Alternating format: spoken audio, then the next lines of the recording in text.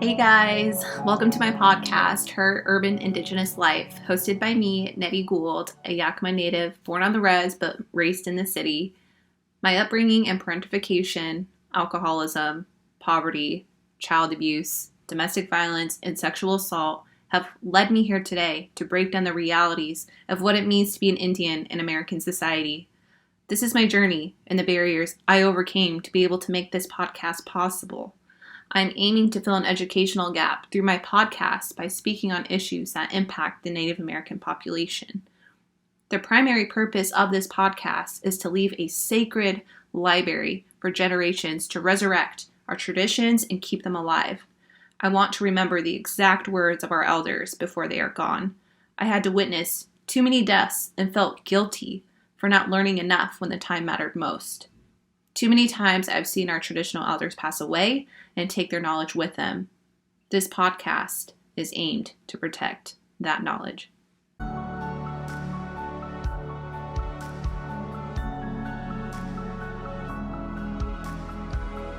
Before we begin, my mother taught me to always introduce my family tree whenever I speak to a wide audience about who we are and where we come from. My mother is Yakama. Her name is Sharon Kuneki. My grandmother is Nettie Jackson Kuneki, and my grandfather is Leonard Kuneki. My father is Cheyenne Arapaho. His name is Anthony Gould. My grandmother is Myrtle Closson, and my grandfather is David Whiteshield.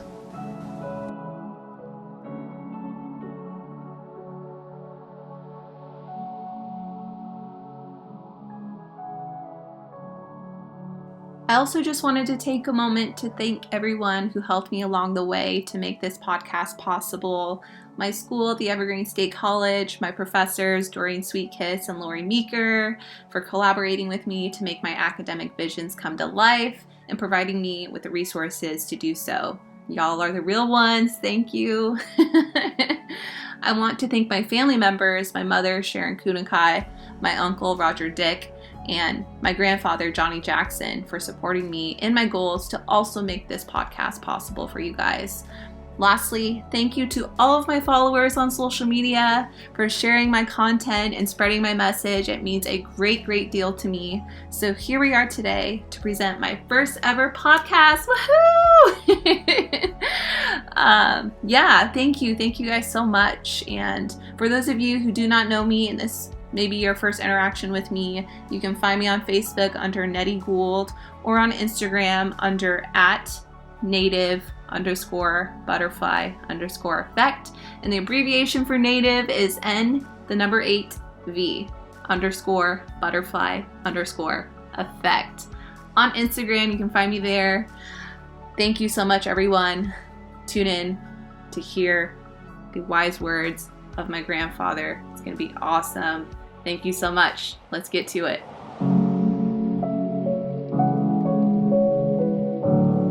So for today's episode, I am joined by my grandfather, Johnny Jackson, the hereditary chief of the Yakama Nation. In my culture, we listen to elders and we do not disrupt their message. My grandfather reveals many lessons about the history of our people before the arrival of the white man's modern ways. The woman's role in caring for salmon, the legend of how the fish saved our people, the difference in interpretations between city Indians, river Indians, and reservation Indians, and the harsh outcomes of Americanization and the impact it has had on our people, our fish, our rivers, and our oceans. So please, with respect, tune into the remainder of this podcast as my grandfather reveals the true way of life of the Yakama Nation.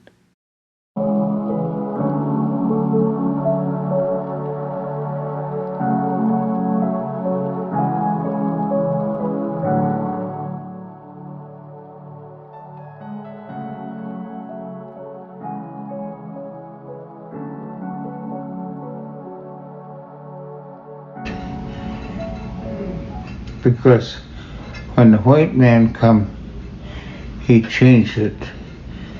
He tried his best to change it.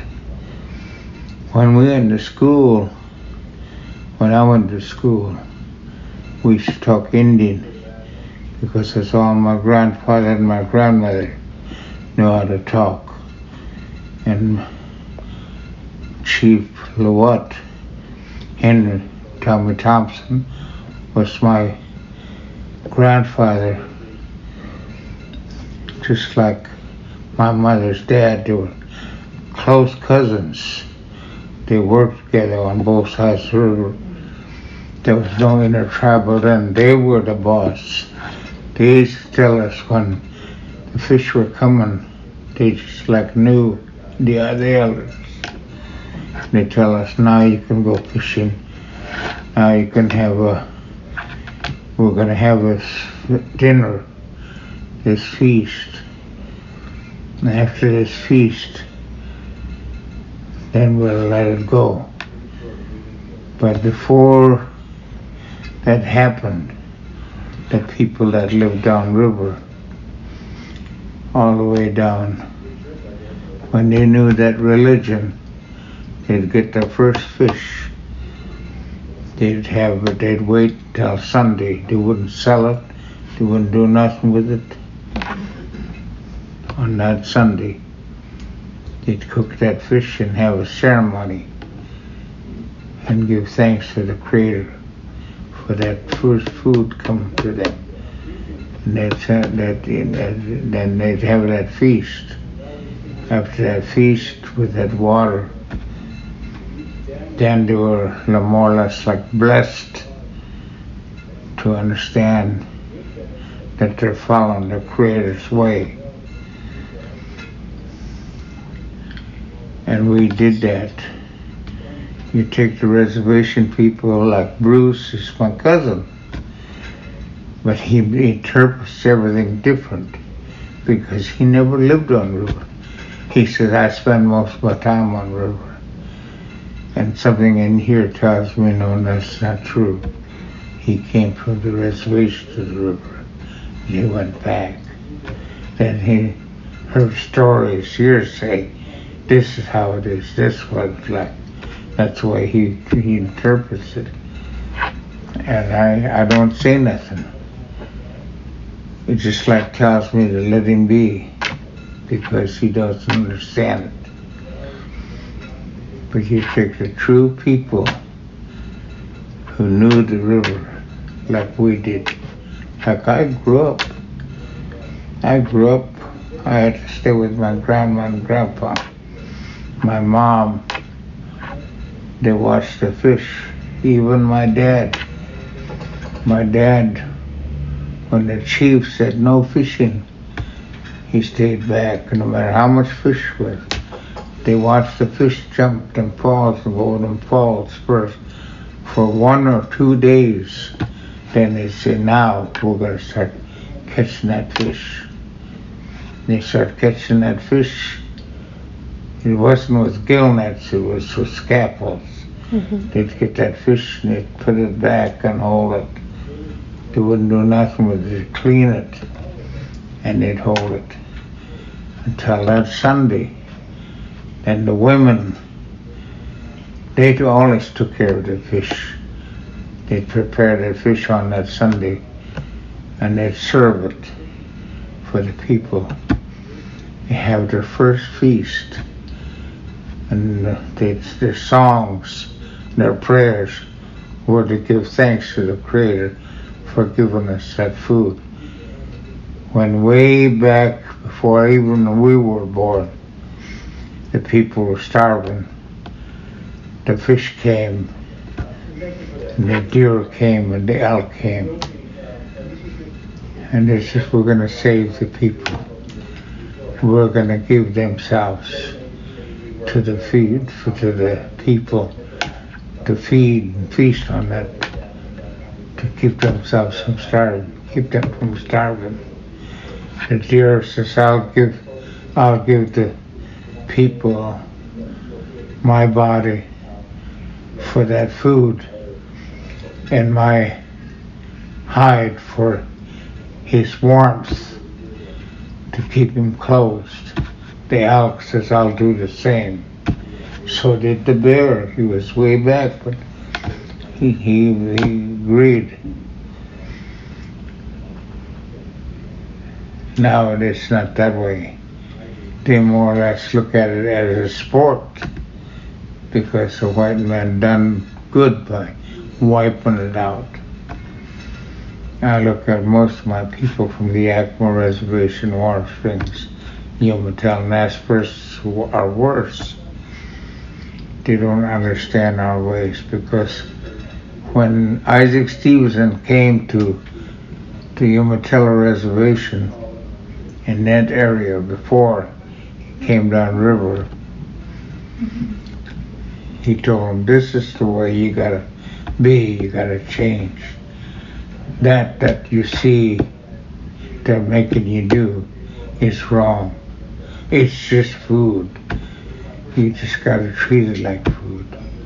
And you gotta take care of it like food. And what you don't use, feed it to your animals or throw it away.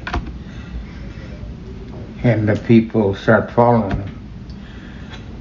He told me, only good Indian is a Catholic or Protestant person who forgot his songs and forgot his prayers and done ours.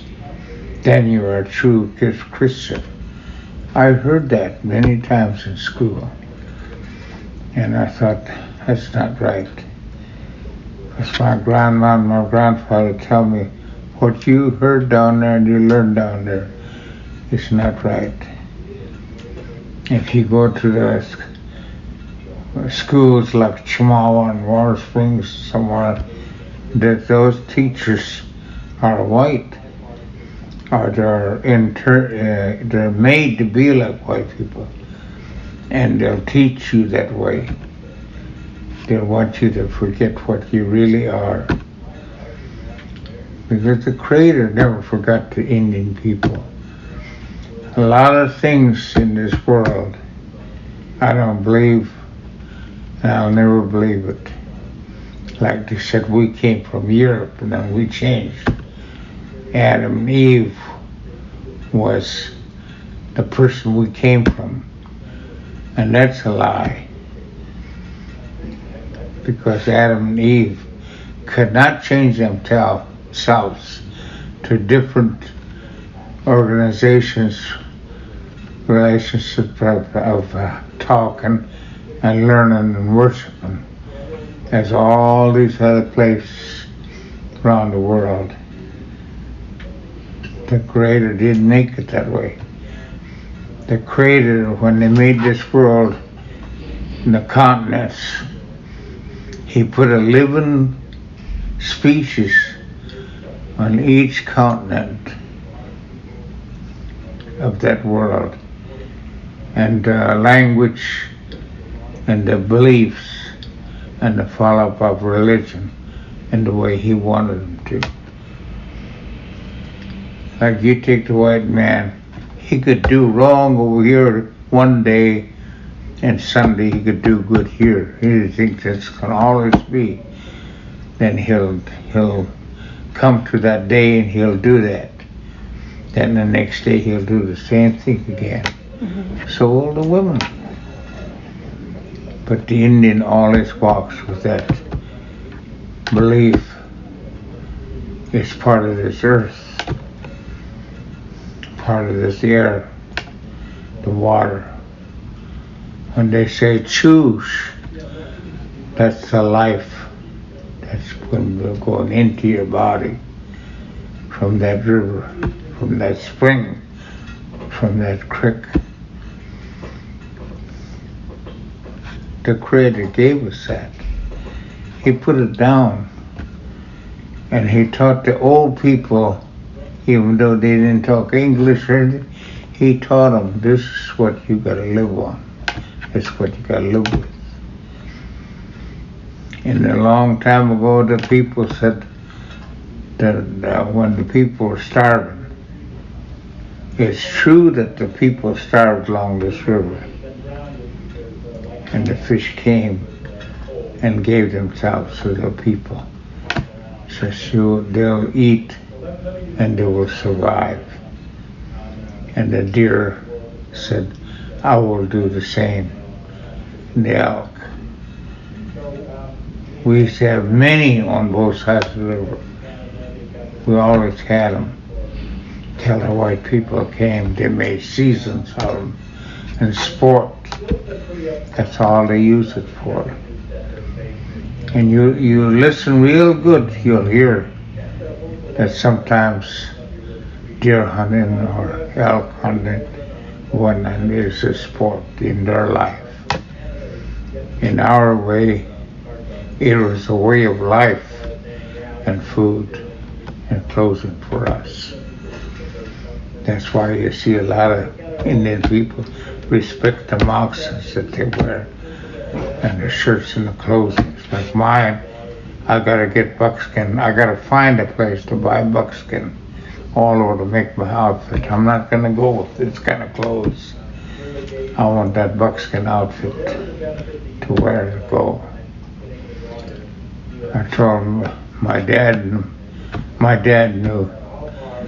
He says, oh, always when we go to the ground, we'll go in buckskin. Like we got around when my dad passed away, people donated buckskin to make his shirt and his pants, so to dress him, to put him in, because when he goes up there, he's gonna be received in that buckskin because of what he is and who he is. A lot of people don't believe those old stories, those old history ways of what we're about, what we were taught, what we grew up in, what we live in. Everybody, a lot of people don't. I'm looking at them councilmen out there. They heard me yesterday talking. They just put their heads down because it's some of the things that they just never understood and they never followed. They go and they have a man from here, Portland or even Albuquerque or somebody that, oh, you're gonna learn how to do things this way or that way or be this way, that way. You gotta get down into the modern world. It's all right to live it, but remember who you are and what you are and what there is there for you to follow. Like an old man and old lady used to tell us, if you push that away and accept that man's way and that woman's way, when you're gone, you'll think, well, he's going to say you're going to go to heaven, she's going to say you're going to go to heaven, not church. So, but when you're gone, you're going to be walking that earth. And all the relatives that you had, they're not going to be there. You're going to see the good ones up there, but you can't get there. You got to walk. As long as this world's here, you will walk, and you'll go to the places where you done that wrong, or you got greedy at your own brother or your own sister or your own friends. It'll always be there for you. You can't get away from it. You'll want it out of the way so you can go, but it'll never go away. Because that's the law, the way of life. What you'll want most, it'll put you there with it, you will stay there with it. You'll always see it and you'll always have it. It'll be a part of your life. Because you chose that over what life was given to you and the way of life was given to you. Yeah, I belong to this organization, but I go home at night and I pray for everybody, even you, everybody. I don't even disregard anybody. I ask the Creator to forgive them. If there was a wrong, forgive them and help them to do themselves right. And those that are real bad, someday they may change. I've seen it happen. They change, then become good, and they become right with the Creator. It's in life. It's in the way for people. All our Indian food is respected. Now we have to go a long ways to get that house, piachi, or anything that we have to have on Sunday. We have to travel a long ways. Sometimes we have to try to go see somebody for it, but they got a lot of it. They'll say, oh, well, how much you got? I'll tell you this much for that. They won't treat you like the old people. They won't share it with you. They won't say that the Creator gave us this, we're going to share it. No, the money talks more than that food, that way of life. I've seen it happen. I see some people, even young guys, and young men and women, they go to these places where they see the piachi is. They'll go and dig it, they'll dry it. They get it dried, they'll say, well, this much is worth $25, $30, $40 or $50 for that little bag for your Sunday dinner. And that's not right. That's what this world is coming to. I remember everything that my grandfathers taught me. A lot of people think that I never knew what Twinnushet and Lowat were.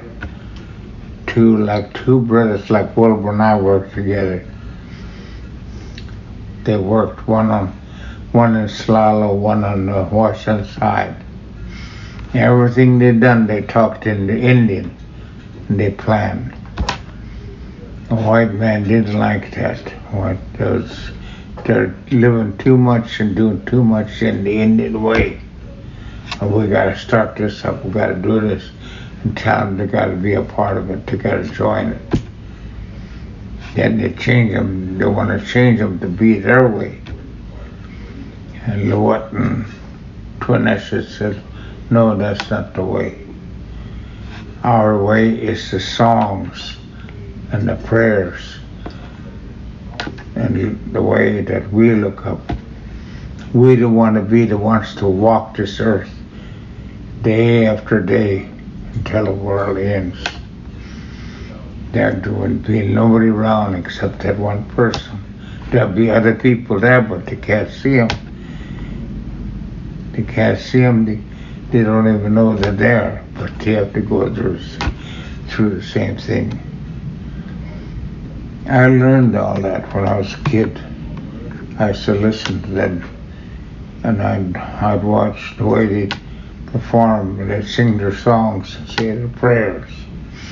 Every Sunday they'd have a glass of water before the meal and after the meal, because there was life put there for them to follow. Even Wilbur don't know that a lot of times. Now he's learning. A lot of things I see them out there trying to teach is not the real way of life. In Warm Springs, I told them one time, you guys can live your way because you have a mixed agenda. On the Yakama, Warm Springs, Umatilla, and Naspers, even up the coast, there's quite a few along that coast that know the real way like I do, and they know and they follow it. But they don't, like the Creator says, don't get mad at them. Don't tell them nothing. Let them find out for themselves, let them learn. You'll have that with you if you do. Just try to show them your way of life, or let them learn their way of life. The white man had a different way. He's changed it in many ways. He changed in many churches. If you listen to the white man and you listen to what they call Gospels and all that, when Jesus Christ was born, and others like Mother Mary. It changes in many ways because it never changed. They changed it. They thought this is a better way to. I get to make money out from this by doing that. That's the way they do it. But in our Indian way, it's always a way of life. They always follow that. I tell Wilbur at Sunday dinner, I tell him, show your kids that those out there is not really important. Your life can be good, but you gotta look at the earth, you gotta look at the animals, you gotta look at the things, what it really is in the way of life with that Creator. The Creator gave us a way of life and a way of traveling, worshiping, and believing in Him on this earth. He never taught the white man the same thing. He tried to teach them, they changed it. I looked at the people back east. They were singing white man songs and all that. They said, oh, this is the way it was a long time ago, and they laughed. I said, well, what they done is just turned away from Him, from what He was really showing them and teaching them, their way of life. This easy way is what was invented and made here on earth and taught to them to follow. But the old way was the Creator that gave you and looked down upon you and watched you walk with the way He wanted you to. Just drinking and gambling and stuff, that never was here. It wasn't given to us. The Creator or nobody gave it to us. It was brought here to us. That's why I tell these people, a lot of times you'll get mad at that girl or that man on the way they do things. That wasn't, the Creator never gave it to them. Nothing gave it to them. It was brought to them. I said that yesterday here. I said a lot of things that was done here today on this earth was brought here. You see a man, I don't care about a man or a woman that walks in that door, a white woman or a white man from Salem or anywhere.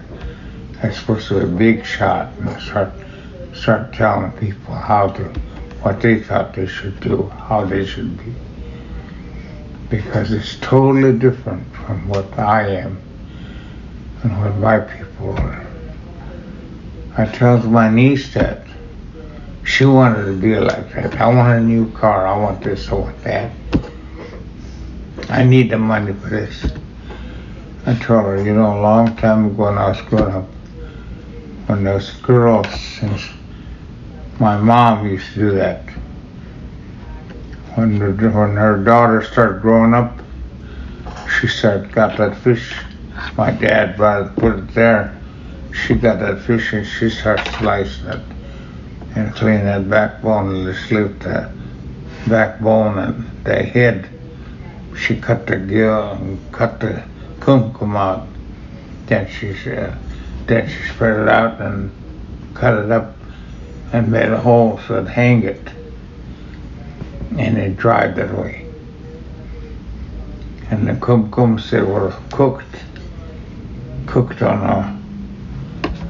a screen, smoked cooked. Then we'd eat it. And the salmon they'd hang. She had rows of salmon. Wintertime comes, she'd get a big pot, she'd put that salmon in there, cut up that backbone and stuff and boil it. Put dumplings in there. We'd eat that. We'd feel good. We didn't have to have carrots and celery and all that in there. It was just that, and that soup from that fish and that head you call twig. When we'd get sick, my grandma, she'd cook that, then she'd save that soup, that brine, and she'd get that, when we'd be sick, she'd get a cupful, she'd make us drink it all. That would help heal us, drive that away. But if we did just Kool-Aid and stuff, we'd have it a long time. But the trash, it's just like heal us and make us walk again. That's the way she raised us. There's a difference in our way of life and their way of life.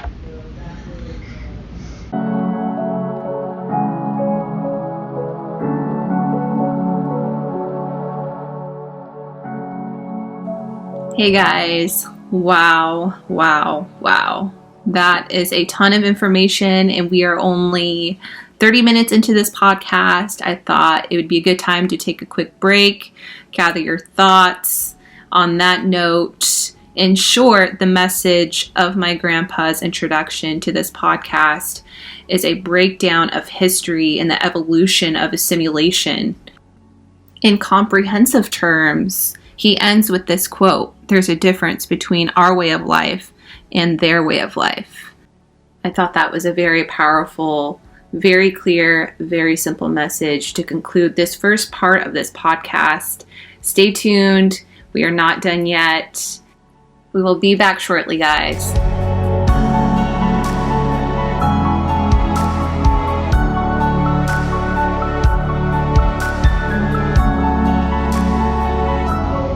And I don't give this to no white man.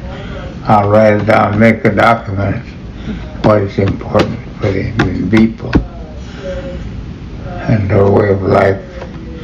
If they follow it, they never have to walk this earth until it ends. They go up there with the rest of their people because they follow his way. They follow the good way and be that way.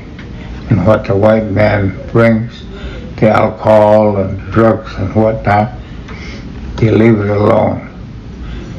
He can keep that to stay with their way of life. The Indian food is very important, as well as our fish and our eels. And they used to tell us, "Oh, you guys get a nice war bomb. You see an eagle, you'll kill him." Indians never did kill an eagle. They never did kill an eagle a long time ago. They waited until he dropped. Then they took his feathers. Then they put the rest of him in the ground. They never killed him. But people say they do. Some Indians do on the coast now. They'll kill eagles just to get the feathers and sell them. A long time ago, we'd never done that. Regardless what color it was, a bald eagle or a brown eagle, they'd keep it. And the hawk was the same way. They had respect for him. There's a lot of things we got to learn about our own life and our own way. It's not like the white man's way, not like the modern way of life. It's a way to think. If I don't want to walk this earth for the rest of my days, I've got to try to follow that way and be that way and be who I am and what I am. The white man does anything, like he built that building here, built all this. Yeah, Indian didn't do that. He lived with the earth, and he lived with his ways. He respected the river. He respects the water. There's a great meaning to that river, and there's great meaning to these small rivers, these streams. It's in our own belief and our own way of life. The Creator put it there for us to drink and live. He didn't give it for us to go and make things and do things with it. That's my way of learning. That's where I grew up. And when I was a young kid, I used to ride on the back of the pickup. Me and my brothers would go down to Spearfish. And my grandfather would go in there. He'd meet the old people while they'd get ready to start meeting up. We could play all we want outside. But once we went in that building where they were meeting, there's a woman or a man with a whip, willow whip, they pointed to the wall. You sit down and you stay there, and you listen what is said, what is done up there. And if you went out, if you got out and you stayed out, it was all right. But you didn't run in and out like they do today. There's a great difference from it. Wilbur's dad grew up that way. My grandma and my mom never grew up that way. We all grew up that way. They followed our way of life. They never gone out, and most of the time my grandma would say, "Well, you see a white man doing and a white woman doing, don't copy them, don't follow them. You think about who you are and what you are, what your people were, and your way of life. Because that's the life that the Creator put here on this earth for us.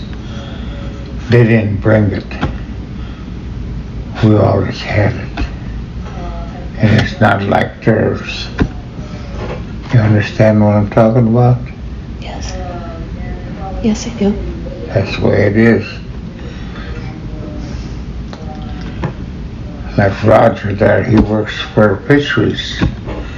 He's doing a good thing. He's doing a great thing for helping to get that fish back. That's what we're for. A lot of people think we belong to inner travel, so we can fish and do this and that. No, we're trying to get the fish to come back. Why they chased them out.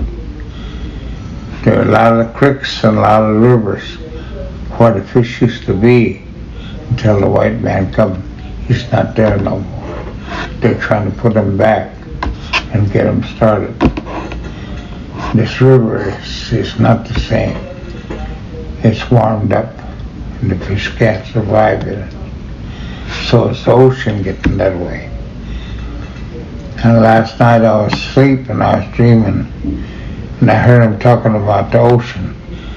The people, the fish are starting to die when they go out the ocean. And I was laying there and I was asleep.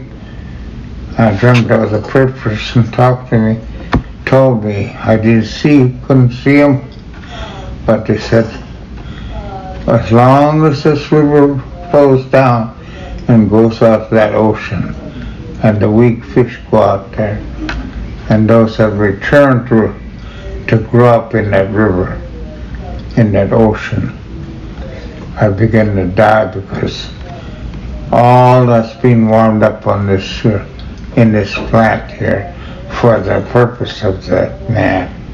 He needs electricity, and he needs this, and needs that. But he doesn't realize that fast running water and cold water and everything was to make that grow, that salmon, that eel. When they went out to the ocean, that ocean was cold. Now this river goes out there, and where it goes out, it warms the water up clear around at like a diameter. And fish are dying in there. this river's doing it. And so the man, it's not doing it by itself. Then they're blaming the river. They're blaming the ocean. They're saying they're warming up. But they don't know what they're doing to it. I dreamt that, and it came to me plain. It says, you take a lot of these rivers, these streams, there's some on the coast that go down, nobody bothers it, it goes up, there's fish there. And there's fish going up in there, and eels. Because nobody bothers it. But you take these big rivers, or they have to use the boats and stuff, they're changing it. And it's not fit for that. Just like we have to breathe cold air, breathe clean air, and drink clean water. That's the way the animal is. We all have to do that. It's part of our life. You understand? Mm-hmm. I don't know if I taught you enough. There's a lot to learn about our way of life. And it takes a while. And it's not like the way they taught us. A lot of times I sit out there and listen to a lot of things. It goes in one ear and it goes out the other. Because I don't want it. Because the understanding is what is for your life, your way, your time, not for their time. You understand me? I understand. I'm here right now because I'm ready to learn. I'm ready to listen. And when I lost Grandma, I was hit really hard. I lost my paternal grandpa, and I wrote his eulogy. I was hit really hard. And I had dreams myself of Grandma, of my grandpa. I feel like I saw his face in the clouds the next day. I feel guided by both of them. And I feel like they brought me to you. My grandpa, my dad's side, he told me to come home because I used to live in D.C. He told me to come home now. Right now, he said to come home. And I did. And right when I got home, he passed. So I understand so perfectly, and I want to remember everything you're saying, and I want my children and the Yakama children now, because I go to the tribal school and I talk to the kids, and I want to share everything that you teach me to them, because they don't understand. There's not enough leaders. There's not enough courageous leaders who are leading and remembering, like you said, the way. And I'm in school now, and I'm the only Native woman there. My whole class is all white women, and I have to stand up every time we talk about policy and say, no, this isn't right. I have to be the oddball. I'm different. And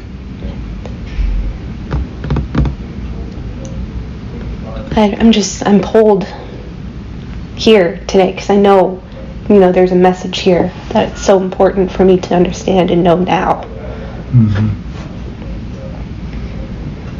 In the beginning, what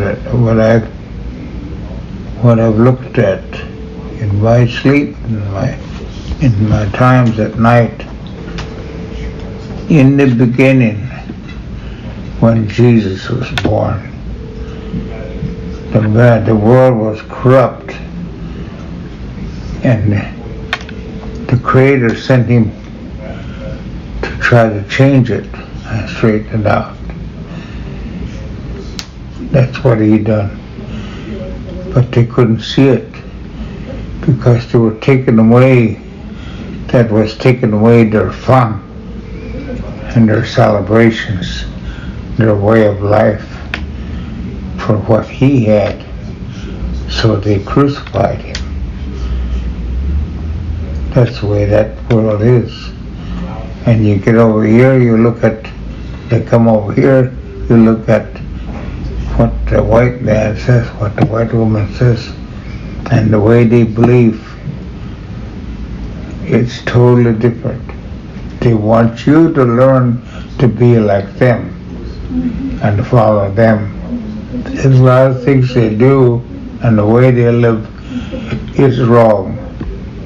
But the way you feel that you are and what you know is what the Creator left for you and gave you. He didn't make the Indian to be like a white man. He didn't. But they did. Then the white man used to get mad at him for not learning and being like him. You probably had teachers get mad at you for talking your own language or believing in your own way. Because her way was supposed to be better. It was invented by a white man or a white woman. And that man or woman got rewarded for it in money. And what you know about yourself and the way of life of what this life gave you, what the Creator put for you to follow, is a way that it's not worth the money. It's not worth any of that. It's worth the way He's gonna say you could either walk that life, walk that earth until it ends, or you could live the way that come home and rest in peace, forever be in peace and be right because you followed your way. There's two ways that this life walks.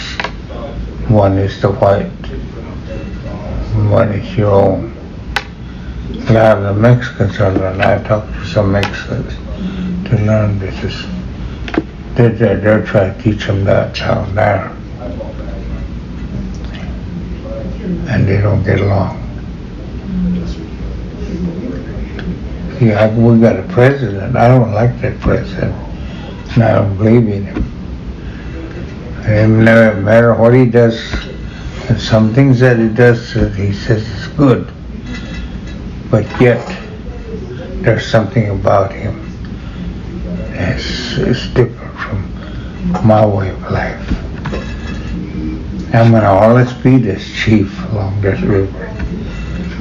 And my son knows that now, and so does my niece and him. My grandfathers, I try my best to follow the way they walked, the way they lived. My friend, my grandfather, Slockish, his great-grandfather walked away from the treaty grounds of Walla Walla, would not listen to Isaac Stevens. He didn't want to be like the Yakamas, he accepted, and the guy from our strings accepted. He come back to the river. He said, I'm going to live my life along the river, to our way. And they got mad at him. Isaac Stevens even told him, if you don't sign this agreement, don't, like the Indian had to put a mark on it, then he signed for him. If you don't sign it, if you don't sign this treaty, you will die. The river will run with blood. The river will run red with blood. I'll kill your people. But he wouldn't do it. He knew his people didn't want him to do that, and Tawatas didn't want him to do that, so he wouldn't do it. So when Isaac Stevens went up to Olympia, he didn't like the river people. He got the best of the Naspers, and a lot of the others up there, they became Catholics. They started doing the way he wanted. But he come down river, and the people of the river would not follow his way. They followed their own. They still sang their songs. They still had their longhouse. They still had their way of worshiping. And he didn't like that because they wouldn't follow. Finally, this colonel seen what he was doing because he was killing a young man from each village every month along this river in revenge for the way they wouldn't listen to him and go back to Yakima or go to Water Springs. They stayed here and they fought. And so he didn't like that.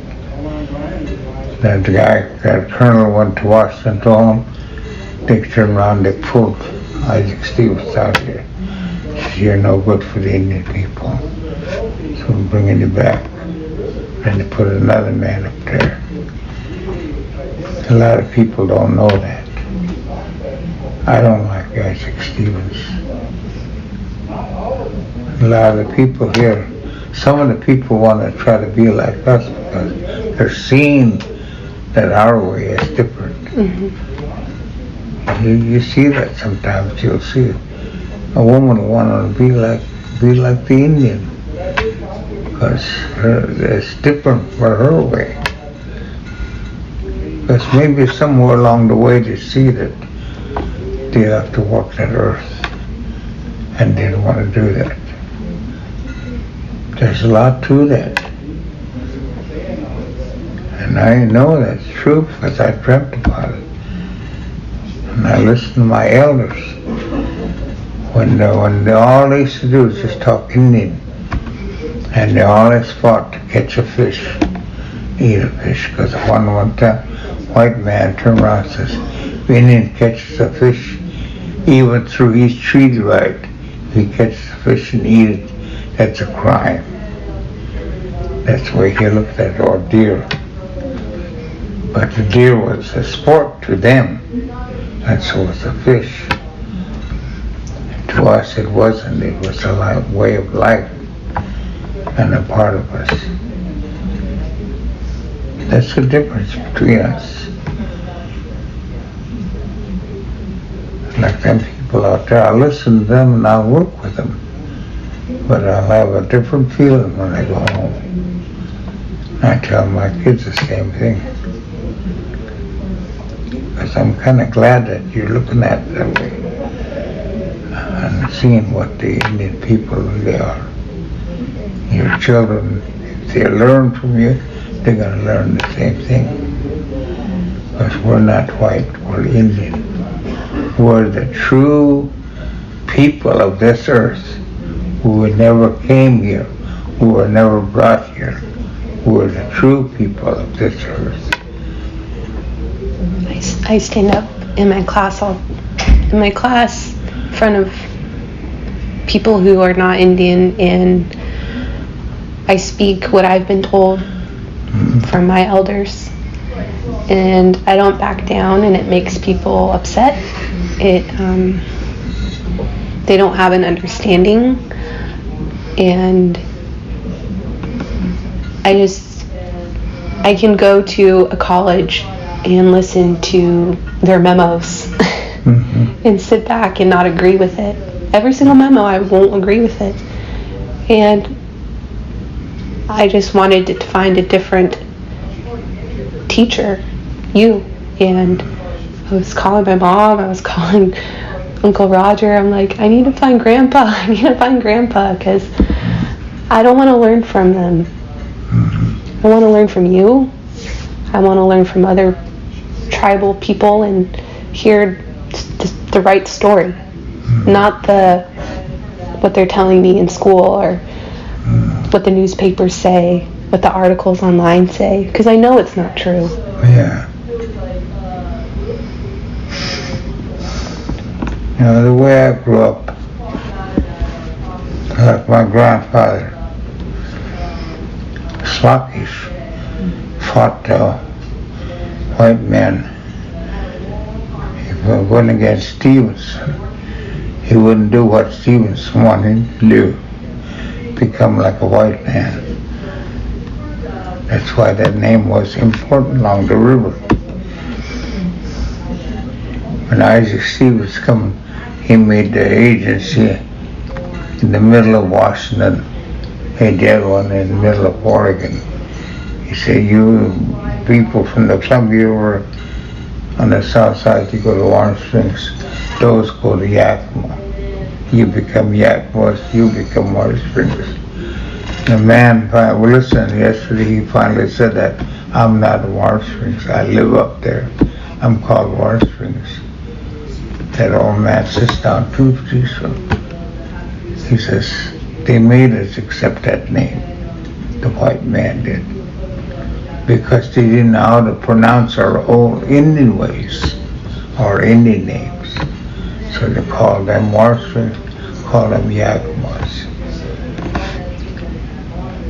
He said, now I'm seeing the people, what we really are. And he was glad. If you would have been here yesterday afternoon, you'd have took down everything I said when I spoke to the people up there. He said, one man spoke up, oh, we're like this, we're part of this, because we're in a tribe. And Bruce did the same thing. I said, no, we're not. We're people here as members of that Yakama tribe. Even though we're rural people, we're called Yakimas. And the people from the side that were fishermen and lived along the river, they're called Warm Springs. But yet, we'll go by that name, but we still know we're rural people, rural Indian people, the way we're supposed to be. In the beginning, when Isaac Stevens came here, they had a hard time trying to make their people understand and be like them. They marched a whole tribe of people from the Spearfish area and hit them east. And the people always asked, what are them people?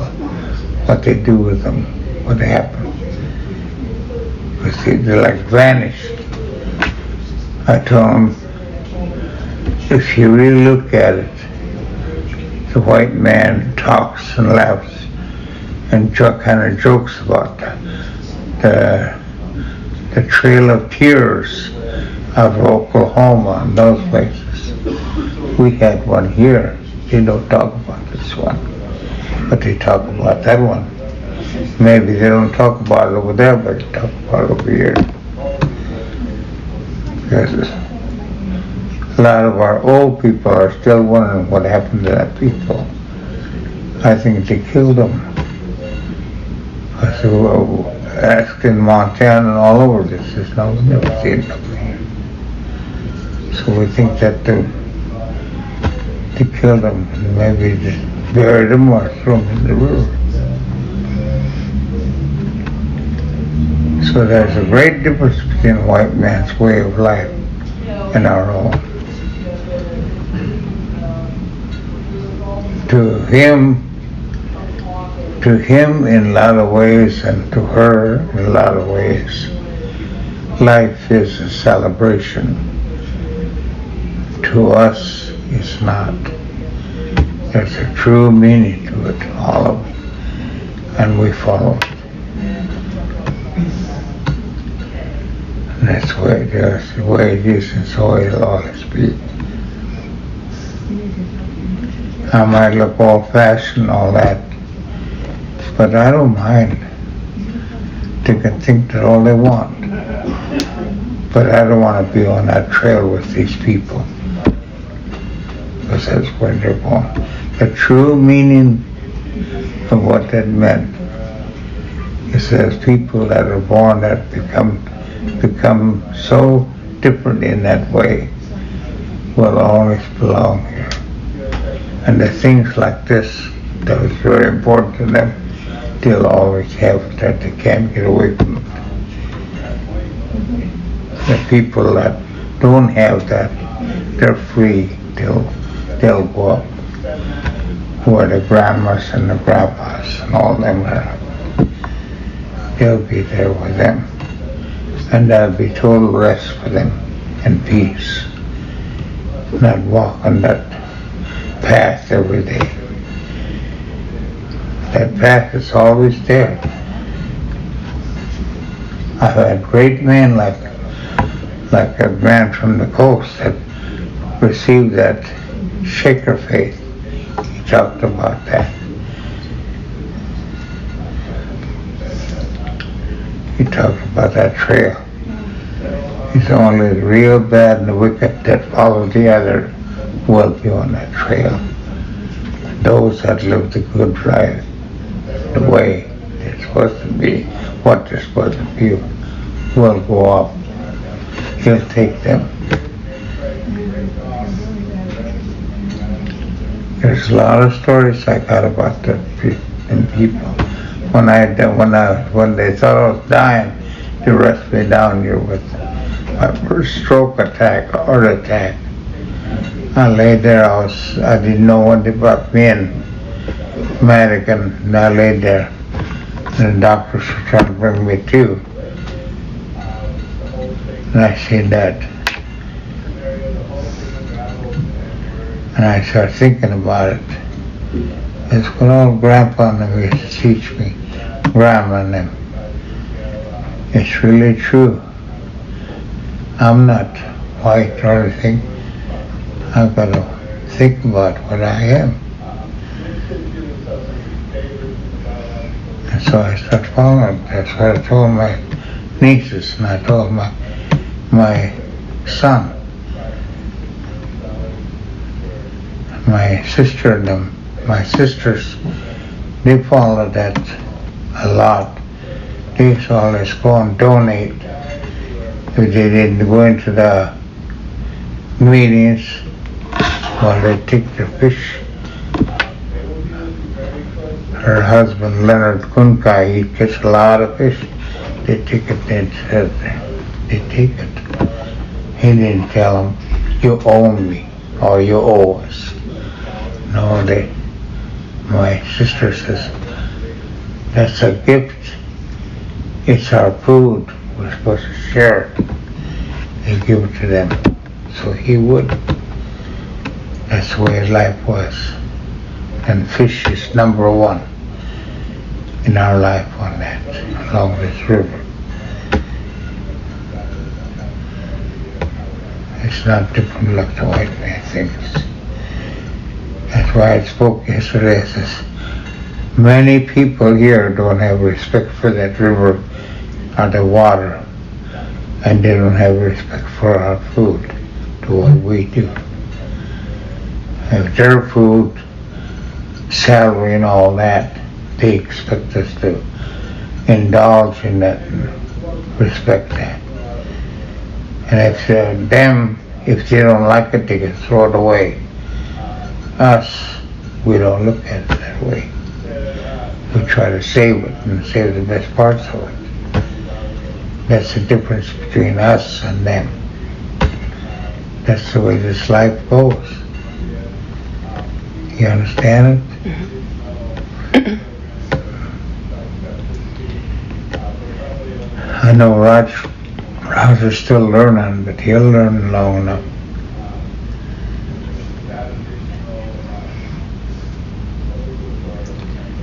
So I'm teaching as much as I can about our own way of life. I don't know if you got it or not, but that's what we are. That's our life. Our life. And the way that was believed the greater way is their way. They think their way, or they can change it and make it for the best or whatever that draws the people. And yet they can make mistakes with it.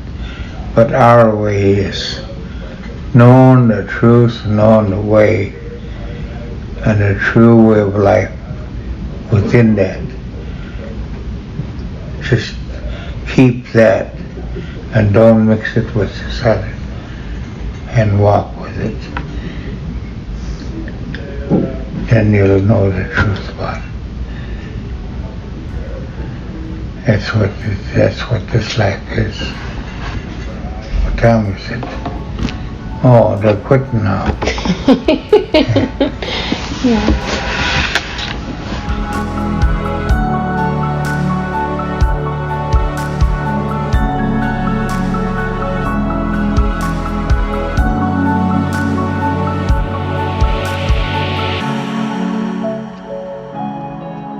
Thank you again, guys, and for everyone tuning in to my very first podcast episode.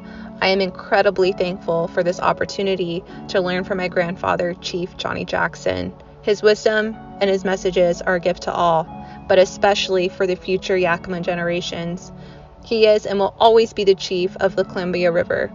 So until next time, have a good one, guys. I am tuning out. This is Nettie, the City Indian, retracing her roots, leading me back to our elders to begin the start of my sacred library, built for our future generations, to commemorate our elders and to resurrect our history.